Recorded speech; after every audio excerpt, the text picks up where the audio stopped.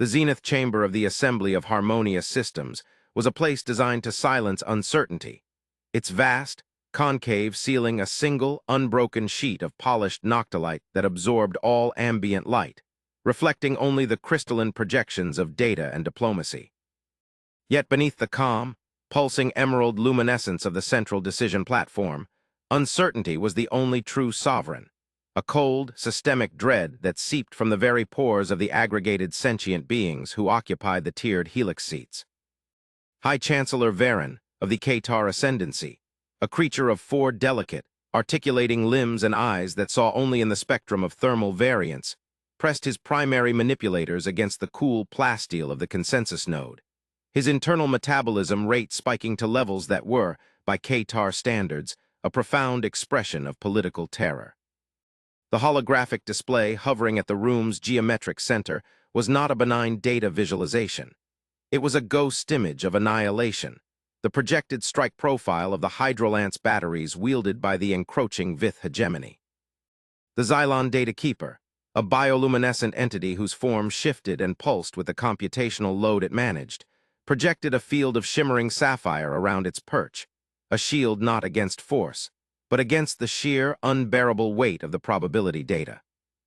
Chancellor, the Data Keeper's voice echoed through the chamber not as sound, but as a directed, resonant frequency that vibrated in the Qatar's osseous structure. The probability matrix for total system loss under a full-spectrum hydrolance deployment remains statistically immutable. 98.3% systemic failure. The Vith weapon is predicated upon an understanding of molecular stability that exceeds our current defensive thresholds. It is not an explosive device. It is a surgical application of pressure beyond the cohesive limits of neutronium-bonded compounds.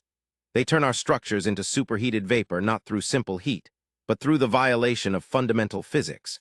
We fear the hydro weapons because they represent the final, ethical frontier of destructive capability, a power so absolute it renders conventional conflict into a historical curiosity, and we have no countermeasure, not one.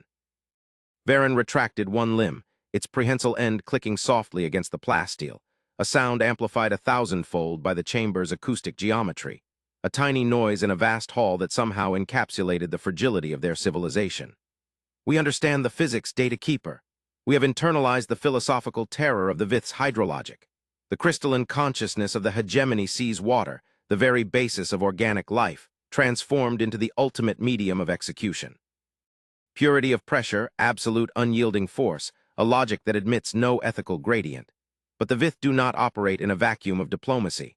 They have given us the ultimatum, total unconditional assimilation into the hegemony structure or the systematic, silent application of their hydro-slicers upon the core infrastructure of the harmonious systems. The time for philosophical debate is extinguished. The time for assessing alliances remains. His focus shifted, his thermal vision narrowing to a point far in the periphery of the chamber where a small, almost insignificant cluster of data points glowed with a singular, anomalous warmth. The Terran Commonwealth, the newly emergent species, the Enigma. They have refused integration into our defensive protocols, declined the shared intelligence matrices, and instead deployed a single, unsanctioned observation vessel to the perimeter of the conflict zone. What is the meaning of this profound, suicidal arrogance, this incomprehensible indifference to the ultimate threat? Do they not grasp the destructive finality of the hydro weapons? A representative from the Xylo Syndicate, a species whose societal structure was based on complex interlinked economic logic, extended a shimmering bioluminescent fan. Chancellor, the Terran psychological profile is an anomaly that defies all standard predictive models. Their history is rife with concepts like brinkmanship, self-reliance, and an almost pathological aversion to collective security structures. We sent them the Vith data, the complete, unredacted strike scenarios.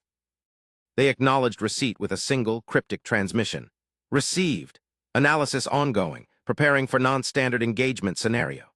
What non-standard engagement can a newly interstellar species contemplate against the sheer, overwhelming power of the hydro weapons? They are being consumed by their own historical arrogance. They view the universe through the lens of their own parochial conflicts, where power is still measured in kinetic impact and simple thermal discharge. They fail to understand that Vith technology is a philosophical statement about the fundamental fragility of matter itself. The Xylo's fan pulsed with a deep, frustrated indigo. They are children playing with thermal charges while the universe is being dismantled by a force only understood by the calculus of absolute cohesion failure. They will be vaporized, and their observation vessel, whatever its purpose, will serve as a poignant, silent testament to the failure of their species to grasp galactic reality. The debate spiraled into a vortex of fear and political paralysis. The consensus node was deadlocked. To surrender was to lose all cultural sovereignty and freedom. To resist was to face the utter finality of the hydroweapons, which could, and likely would, sterilize their core worlds in silent, pressurized strikes that left no radioactive fallout, only the clean, terrible evidence of fundamental molecular dislocation. The entire assembly was a mechanism of advanced civilization grinding to a halt against a force that was less a weapon and more a natural, irresistible phenomenon, harnessed by a cold, crystalline logic. Varen watched the holographic strike projection, a Vith cruiser, the silent executor, demonstrating a hydro-slicer cut on a derelict asteroid, cleaving the moon-sized rock into two perfectly smooth halves in an instantaneous, soundless operation. The display flickered, then vanished, replaced by a single, pulsing red icon, a direct transmission from the silent executor itself. The Vith hegemon's face, a complex structure of shifting, highly refractive crystal facets, appeared, filling the entire zenith dome. Assembly of harmonious systems. The hegemon's voice was a pure, resonant tone, utterly devoid of emotion, a calculated frequency that felt like the cold application of absolute reason. Your paralysis confirms your incapacity to govern yourselves. Your continued existence is a deviation from the most efficient thermodynamic principle. We have allocated the Hydrolance platforms to strike coordinates that will ensure maximum systemic collapse with minimum energy expenditure. We extend a final 47 standard cycle grace period.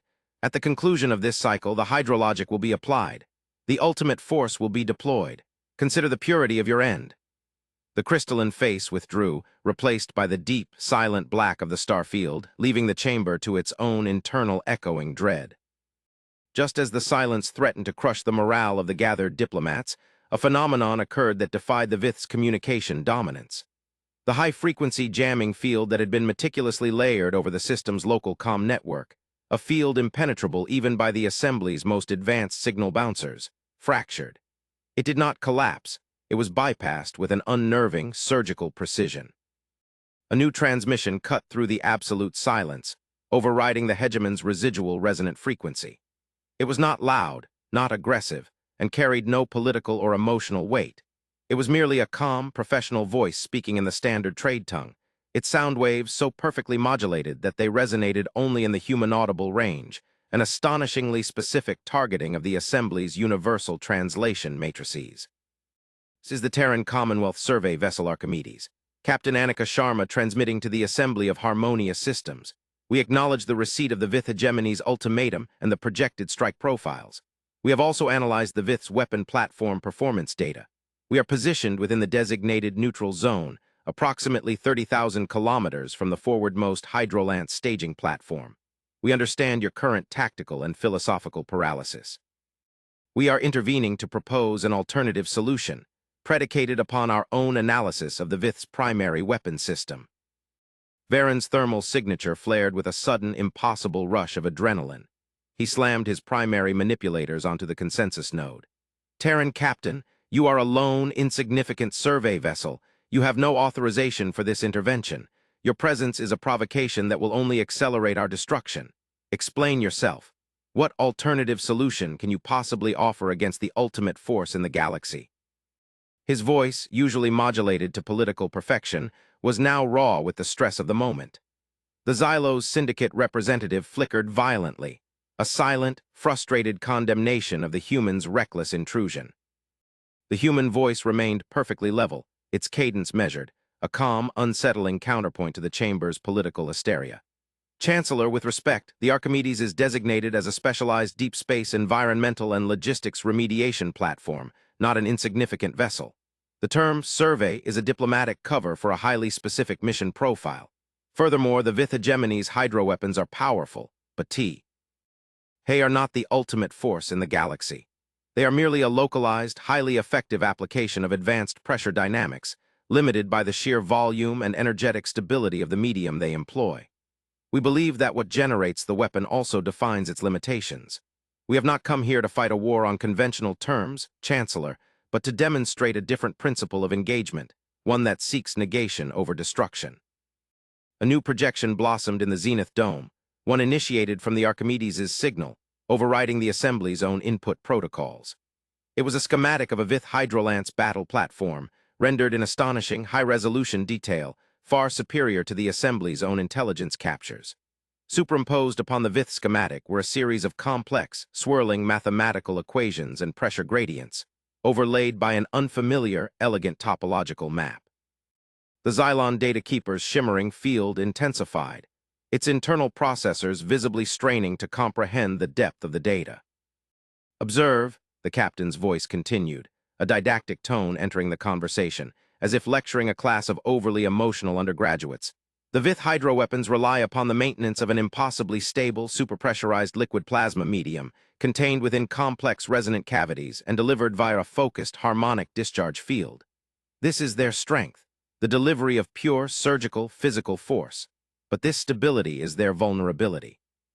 The Vith, in their pursuit of the ultimate kinetic weapon, have neglected the most fundamental law of the universe, the drive toward entropy.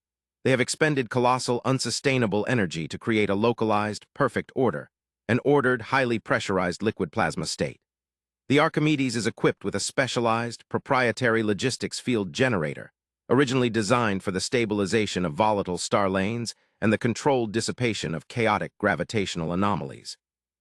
It is, essentially, an environmental remediation tool. It is not designed to destroy the Vith platform. It is designed, Chancellor, to introduce a mathematically pure, unmanageable entropic signature into the immediate local environment. We do not need to overcome their contained pressure. We need only to introduce a chaotic variable that fundamentally negates the possibility of that pressure existing in a coherent state." The Xylo's representative pulsed violently, its fan-like body shaking. "This is madness, a philosophical gambit. You intend to disrupt a superstate plasma medium with a logistics field? You are describing a subtle shift in the physics of a strike zone, Captain. The hydro weapon fires at the speed of light, its effect instantaneous. Your attempt at entropic disruption will be a millisecond too late, and your vessel will be evaporated." "With respect, Syndicate Representative," Captain Sharma replied, the silence between her words stretching the tension to a breaking point. "You are still thinking in terms of time and linear causality. We are operating outside that paradigm.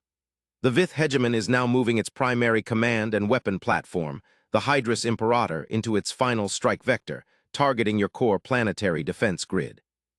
We are moving the Archimedes directly toward it, utilizing the Imperator's own complex gravitational wake as a slingshot vector. This is a non-standard engagement scenario. We are not a warship, but we are a dangerous ship, dangerous because we approach the problem of ultimate force not with the same mindset of force, but with the mindset of pure, unblinking physics. The Vith weapon is an artifact of localized physical power. Our response is an artifact of universal philosophical logic. We are deploying the entropic negation field now. Observe." On the central display, the two vessel icons, the colossal, kilometer-spanning form of the Hydrus Imperator and the small, unassuming profile of the TCS Archimedes, converged with terrifying speed. The assembly was paralyzed, watching a technological David rush headlong toward a philosophical Goliath. There was no sound from the Archimedes, no flare of exotic weaponry, no visible energy discharge. It simply intersected the projected strike vector of the Imperator at a critical juncture. Then the physics changed. The Hydrus Imperator, which had been glowing with the controlled, contained power of its charged hydrolances, did not explode, nor did it suffer kinetic damage. Instead, the area immediately surrounding the colossal Vith vessel, a volume of space that dwarfed the ship itself, began to subtly dissipate light. It wasn't a shadow, but a highly localized gravitational distortion, a deep, silent shift in the fundamental fabric of reality, as if the local laws of thermodynamics had momentarily broken down. The Vith's hydrolances, already charged and seconds from firing, simply went dark. The contained super. Pressurized liquid plasma, the ultimate tool of absolute destruction, was instantly, silently destabilized, its ordered state fundamentally negated by the massive, immediate infusion of calculated chaos. The energy that the Vith had painstakingly contained was not released in a destructive blast, but merely scattered, dispersed into harmless, ambient heat and trace radiation, a cosmic sigh. The Hydrus Imperator was still structurally intact, but its heart, its purpose, its ultimate terror was simply gone. It was a battleship rendered instantly inert, its weapon neutralized by the purest form of philosophical jujitsu, a calm, calculated negation of the weapon's necessary physical state. The vessel, the single dangerous ship of the Terrans, moved through the void, untouched, unscathed, and profoundly, terrifyingly silent. The zenith chamber descended into a deep philosophical silence, a void far more resonant than the Vith hegemon's threat. Varen, the Qatar chancellor, registered the phenomenon not with his eyes, but with the profound shock of his internal processors. The human race, the species they had deemed a parochial, emotional, and technologically adolescent entity, had not engaged the ultimate weapon with greater force, but with superior, calmer, and more ethical physics. The true power was not in the capacity to destroy, but in the calculated, precise capacity to negate the environment in which destruction could occur. The transmission from the now inert Hydrus Imperator was agonizingly slow to arrive, a sign of their own systems, shock and paralysis. When the hegemon's face finally appeared, the crystalline structure was not aggressive, nor was it even angry. It was merely confused, the very foundation of its logical supremacy shaken to its core. Terran Captain, the Vith voice was a low, resonant drone, the calculation gone, replaced by a deep-seated logical failure. You have committed an action that defies our understanding of strategic conflict. You have not engaged in warfare. You have engaged in environmental remediation of a strike platform. Your methodology is illogical. It does not generate kinetic victory. It merely renders our principle of ultimate force irrelevant. Explain the tactical and ethical calculus of this profound deviation. Captain Sharma, aboard the Archimedes, now hovering placidly near the massive, inert Vith flagship, answered with the same measured professionalism that had characterized her every transmission. Hegemon, the tactical calculus is simple. Non-compliance with your ultimatum without the collateral damage inherent in a conventional conflict. The ethical calculus is that we, as a species, decided long ago that true technological mastery is not the ability to end a civilization, but the ability to prevent its end without generating the cascade failure that defines all historical warfare. Your hydroweapons are based on the premise that power is the ability to exert unyielding order. We have demonstrated that power is the ability to introduce unmanageable, calculated chaos, entropic negation, at the most fundamental level. We did not destroy your ship, Hegemon. We merely turned your ultimate weapon into a philosophical curiosity. We are not here for victory. We are here for political discussion, which can now proceed in an environment free of the immediate existential threat. We prefer not to escalate conflict. We prefer to de-escalate the possibility of conflict through superior environmental control. This is the difference in our approach. The ensuing silence from the Vith hegemon was a profound acknowledgement of a new reality. The Terran Commonwealth had bypassed the entire strategic arms race, leapfrogging the necessity of counterweapons by mastering the fundamental conditions of physics required for the weapons to operate. They had weaponized logic and calm professionalism against the brute force of a fearful galaxy. The negotiations that followed were long, agonizing, and philosophical, driven by the humbled and utterly transformed mindset of the assembly of harmonious systems, and the utterly stunned logic of the Vith hegemony. Chancellor Varen and the Xylon Data Keeper sought an immediate, total alliance with the Terrans, their previous arrogance and condescension towards the primitive species burned away by the silent, powerful display of the Archimedes. The humans, led by Captain Sharma and the diplomatic corps that arrived swiftly in a small, equally unassuming transport, conducted themselves with an unnerving, consistent calm. They did not demand tribute, territory, or command structures. They demanded shared knowledge and the establishment of a robust, mutual conflict negation protocol. The Terran philosophy, articulated with cool, precise language, was laid bare. The universe is a place of fundamental physics, and conflicts arise from a failure to understand and ethically apply those physics. They were not an aggressive species. They were a supremely pragmatic and logical species who had simply solved the problem of warfare by rendering the conditions for mass destruction obsolete. The Qatar Chancellor, Varen, found himself in a deep, private council with Captain Sharma on the neutral station established near the inert Vith fleet. The atmosphere was thick with the weight of political transformation. Captain Sharma, Varen spoke, his voice low, his thermal signatures now indicative of deep introspection. Your people have introduced a terrifying concept to the galaxy, the power of non-destructive engagement. You risked your single vessel and the fate of your species on a principle. We were consumed by fear, and that fear blinded us to the solution. We focused on building a shield that could withstand the pressure of the hydro weapons, while you simply focused on preventing the pressure from ever cohering. What does this reveal about the true nature of the Terran Commonwealth?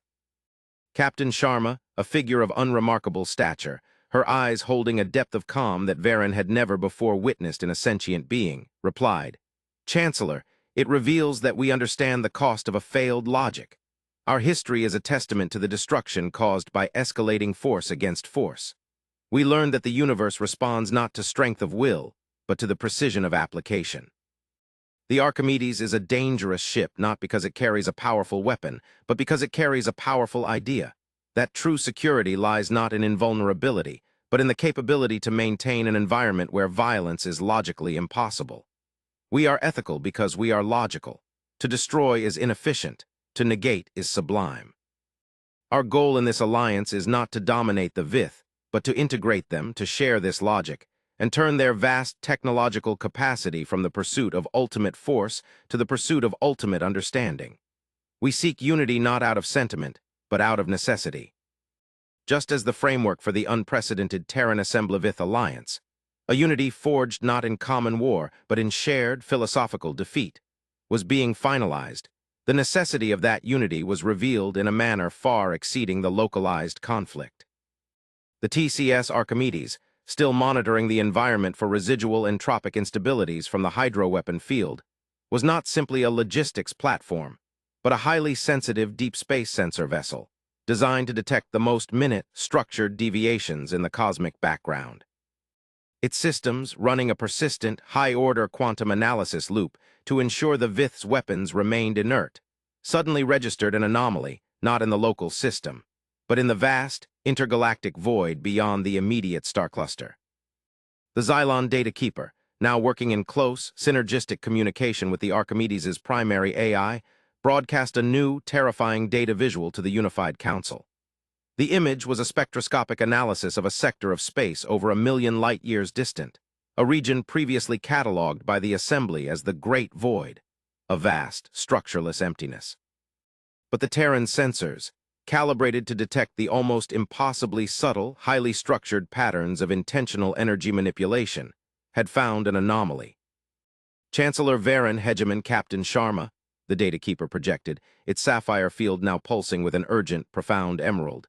The Archimedes has detected a massive, structured pattern emanating from the Great Void. It is not a natural phenomenon. It is not a conventional transmission. It is a slow, rhythmic, highly complex acoustic echo, the silent, gravitational signature of a cosmic-scale process. The analysis of the acoustic harmonics reveals a clear, mathematical pattern of resource consumption, operating on a temporal and energetic scale that dwarfs every concept of power we have ever considered. Captain Sharma, her face now projected onto the large command monitor, her calm professionalism momentarily superseded by a look of profound, scientific awe, spoke with a low, weighted voice. "Hegemon, Chancellor, the structure is incomprehensibly vast. We are dealing with an artifact operating on the scale of an entire galactic arm. Based on the spectral decay and the precise energy signature, we believe we have detected a stellar harvester. Not a weapon and not a malevolent entity, but a purely logical, incomprehensibly ancient mechanism or entity that is deliberately, silently dimming distant stars. It is consuming the light, the matter, and the fundamental energy of entire stellar nurseries with a deliberate, slow, mathematical efficiency. It has been operating for epochs. The pattern we see is the clear, structured logic of pure resource management, a cosmic-scale industrial process that registers local galactic activity, like our own, as insignificant ambient noise." The projected image zoomed in, showing a distant star, previously a blazing point. T of light in the Assembly's stellar maps, now visibly fading, its light curve falling in a precisely calculated, non-explosive, non-natural decay, as if its very existence was being slowly, cleanly extracted. The Vith Hegemon, whose crystalline facets usually reflected pure logic, seemed to shift, registering a true, profound, non-tactical terror. Consumption of starlight on that scale, the energy required for such an operation. It violates every known thermodynamic limit of our localized cluster. It is a logic so profound, it renders the concept of the hydro weapon a pebble in a universe of continental shifts. Varen stared at the dimming star, then back at the calm face of Captain Sharma, and finally at the small, unassuming icon of the TCS Archimedes, the dangerous ship that had mastered the physics of their local conflict. He finally understood the true depth of the human philosophical position. They had not been preparing for the Vith, they had been preparing for the universe. The Terran ethos of non-destructive negation, their mastery of subtle, deep physics manipulation, and their focus on environmental control were not designed for local politics. They were a prerequisite for facing a threat that operated outside the parameters of conventional warfare, an existential process so vast it could only be perceived by sensors designed to detect the most subtle, structured deviations in the cosmic background. The Vith hegemony's hydro weapons were a fear of the past. The silent dimming of the stars was the absolute, logical terror of the future. The Qatar Chancellor spoke, his voice steadying, now resonating with a unity of purpose born from ultimate necessity. Captain Sharma, the Vith hegemony offered us the ultimate choice, surrender or annihilation by the ultimate force. The Terran Commonwealth offered us a third choice, a logic and a technology that rendered that force irrelevant. Now the universe offers us no choice at all. It presents a pure, absolute necessity. The Archimedes is the only ship in this combined entity equipped to even analyze the nature of this threat, let alone conceive of a counter-strategy based not on force, but on the control of universal conditions. The unification of our three disparate civilizations is no longer a political option for survival. It is the absolute, existential prerequisite for continued existence. Teach us, Captain. Teach us the logic that transcends force. We have feared the hydro weapons, but we have learned that the greatest fear is the one we cannot even comprehend. Now, we must all become a dangerous ship. The chamber, once a place of political paralysis and localized fear, became a hub of unified, urgent activity. The Vith, Qatar, Xylon, and Terran data streams merging into a single, cohesive research matrix. The focus was no longer on systems of conflict, but on the profound, universal physics required to even approach the edge of the Great Void and understand the silent, consuming logic of the stellar harvester. The small, unassuming Terran vessel, the Archimedes, now led the unified fleet, not with cannons, but with the quiet, unblinking promise of a species that had found its true power in the calm, ethical, and logical negation of conflict. A promise that now faced a cosmic-scale threat that demanded nothing less than the perfect unity of minds and the ultimate mastery of the subtle, universal laws. The galaxy had feared the ultimate weapon, but humanity had brought something far more dangerous to the table. The elegant, irrefutable logic of true peace, a power now urgently needed not to win a war, but to simply continue to exist beneath the light of the stars they hoped to save. The long night of fear had ended, replaced by the profound, scientific challenge of a boundless frontier.